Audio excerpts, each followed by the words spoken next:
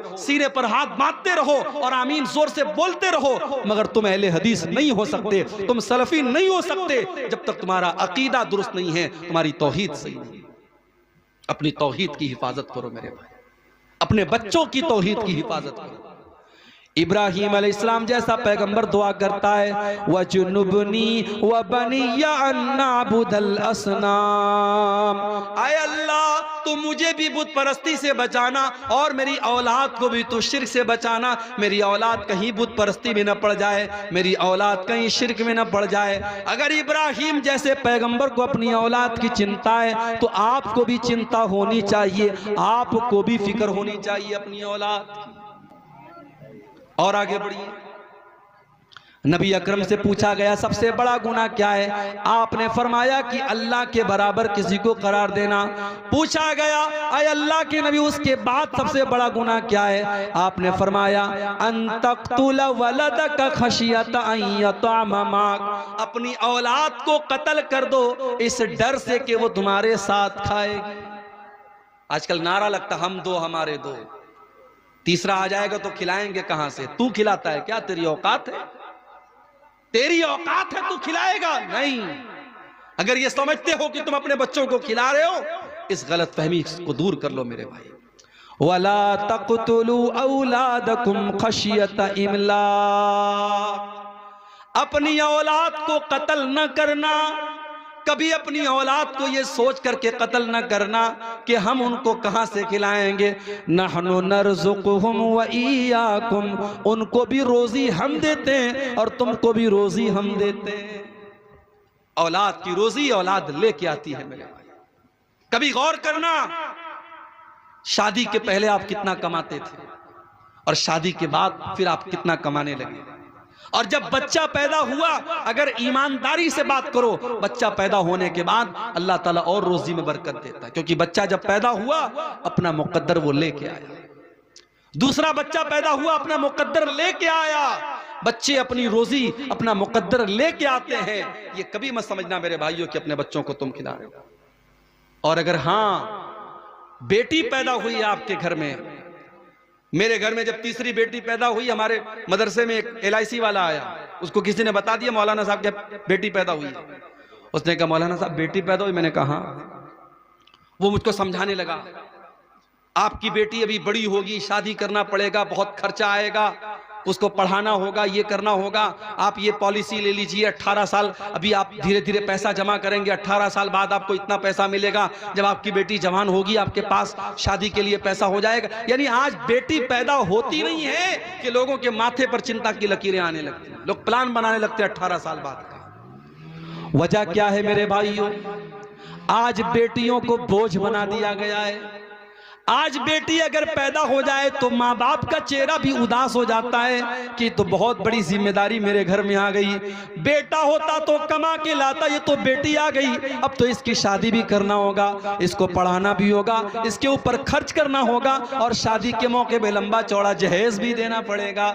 मेरे भाइयों, हमने अपने रस्मों रिवाज की वजह से और अपने झूठे रस्मों रिवाज की वजह से हमने बेटियों को बोझ बना दिया है। माफ करना, बेटी बोझ नहीं है, बेटी लानत नहीं है, बेटी तो रहमत होती है, बेटी तो जन्नत का टिकट लेकर के आती है। अल्लाह के नबी फरमाते हैं मन आला जारियतैनि हत्ता तबलुगा जा यौमल क़ियामति अना व हुवा कहातैन।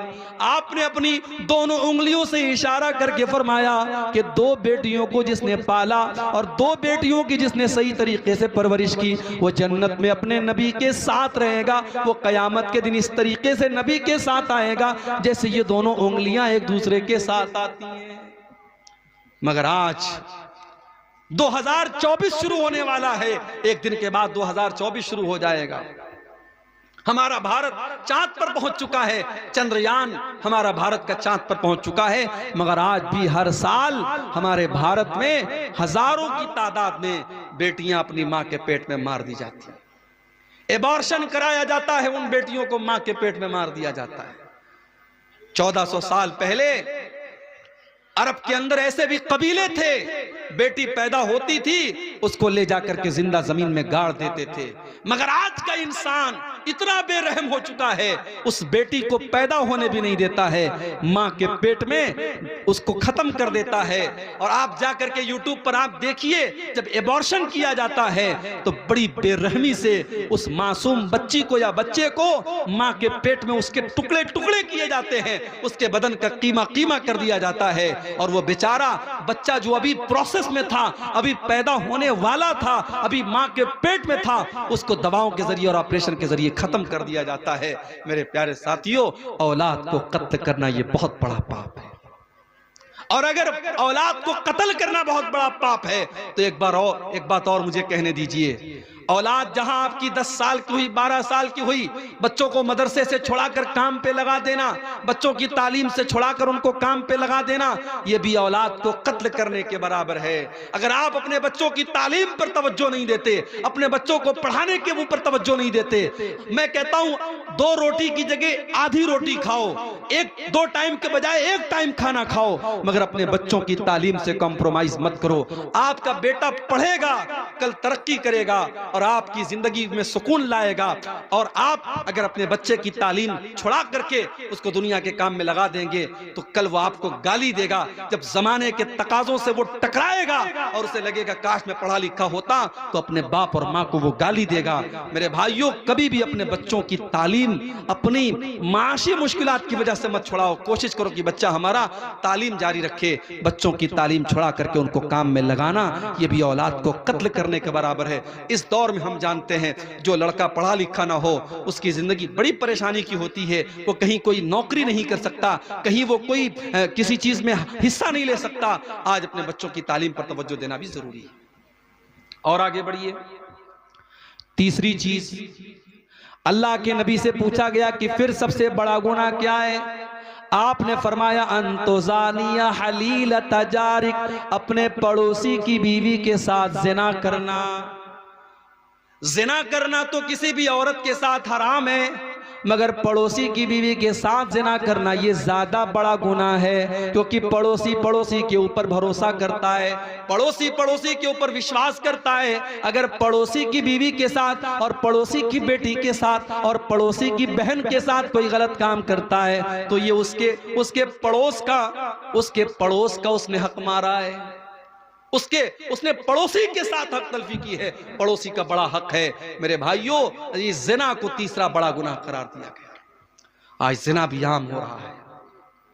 आपके किशनगंज के इलाके में मुसलमान लड़कियों को इस्तेमाल किया जा रहा है, उनको दूसरों के बिस्तरों तक लेके जाया जा रहा है। हमारे पास ये न्यूज तक मौजूद है कि आज मुसलमान लड़कियों को वेश्यावृत्ति में डाला जा रहा है, उनके जिस्म के साथ खेला जा रहा है। ये हालात, कितनी गरीब घरों की लड़कियां हैं, आज उनके साथ ये हालात भी किए जा रहे हैं। मेरे भाई, हमें इस समाज को जिना से बचाना है। मेरे भाई, लड़की गरीब घर की हो, अमीर गरीब घर की हो, लड़का अमीर घर का हो, गरीब घर का हो, निकाह के लायक हो जाए तो उसका निकाह कर देना चाहिए, शादी कर देनी चाहिए। और शादी के रास्ते में जो रुकावटें, खत्म करो इनको। ये सहाबा का दौर नहीं है, ये ताबेईन का दौर नहीं है, ये फितनों का दौर है। अगर आपने अपने बच्चों और बच्चियों की सही टाइम पर शादी नहीं की तो फितने पैदा होंगे। और अल्लाह के नबी फरमा चुके हैं, आपने फरमाया इज़ा खतब इलैकुम मिम्मन तरज़ौन दीनहु व खुल्क़हु फज़व्विजू। तुम्हारे लड़के के लिए, तुम्हारी लड़की के लिए जब अच्छा रिश्ता आ जाए, दीनदार घर का रिश्ता आ जाए, तो अपनी लड़कियों की शादी कर दिया करो। इल्ला तफ़अलू, अगर तुम ऐसा नहीं करोगे, तकुन फितनतुन फिल अर्ज़, तो जमीन के अंदर फितना फैल जाएगा, व फ़सादुन अरीज़, और बहुत बड़ा फसाद फैल जाएगा। ये इंस्टाग्राम का दौर है। आज आपकी लड़की किससे बात कर रही है, आप कितनी नजर रखेंगे? आज बहुत मुश्किल है अपनी लड़कियों के ऊपर वॉच करना और नजर रखना। आज आपके लड़के किससे चैटिंग कर रहे हैं, आज आप नजर नहीं रख पाएंगे। उनको इन फितनों से बचाना है, वो शादी के काबिल हो जाएं, जल्दी से उनकी शादी कर दो। मेरे भाई, इस दौर के बहुत बड़े फितनों में से शर्मगाह का फितना है। इसीलिए अल्लाह के नबी फरमाते हैं, मयज़मन ली मा बैन लिह्यैहि व मा बैन रिजलैहि अज़मन लहुल जन्ना। जो मुझे जुबान की गारंटी दे दे और शर्मगाह की गारंटी दे दे, मैं उसे जन्नत की गारंटी देता हूं। तो जिना से बचाना है अपने आप को। और औरत को जो पर्दे का हुक्म दिया गया और महरम गैर महरम का जो फर्क बयान किया गया और मर्द को जो हुक्म दिया गया वो अपनी निगाहों को नीची करके रखे, ये सारी चीजें इसीलिए हैं ताकि समाज से ज़नाकारी और बदकारी को रोका जाए। और आगे बढ़िए, कबीरा गुनाहों में से एक और बहुत बड़ा गुनाह, अल्लाह के नबी फरमाते हैं इज्तनिबु सबअल मुबिकात, 7 हलाक कर देने वाले गुनाहों से बचो। 7 हलाक कर देने वाले गुनाहों से बचो। नंबर 1 अल इशराक अश्शिरकु बिल्लाह, अल्लाह के साथ शिर्क करना। नंबर 2 वस्सिहर, जादू करना। जादू करना, किसी के ऊपर जादू करना, आज ये भी हो रहा है। भाई भाई में दुश्मनी है, भाई भाई के ऊपर जादू करवा रहा है। सास बहू में झगड़ा हो गया, सास अपनी बहू के ऊपर, अपने बेटे के ऊपर जादू करवा रही है कि ताकि बहू और बेटे में ताल्लुक खराब हो जाए। ये हालात है मेरे भाई। बंगाल में और आपके बिहार में आज कितने केस आते हैं कि साहब घरों में सुकून नहीं है, जादू किया जा रहा है और लोगों को परेशान किया जा रहा है। जादू करना भी हराम है, जादू करवाना भी हराम है और जादूगर की बात की तस्दीक करना भी हराम है। अल्लाह के नबी फरमाते हैं मन अता अर्राफन फसअलहु फसद्दक़हु बिमा यक़ूलु, जो इंसान किसी अर्राफ के पास जाता है, किसी पामिस्ट के पास जाता है, किसी ज्योतिषी के पास जाता है, किसी भविष्य बताने वाले के पास जाता है और उसकी बात की तस्दीक करता है, ला तुक़बलु लहू सलातु अर्बईन यौमन, उसकी 40 दिन तक की नमाज कबूल नहीं होगी। 40 दिन तक की नमाज कबूल नहीं होगी अगर किसी भविष्य बताने वाले की बात आपने मान लिया।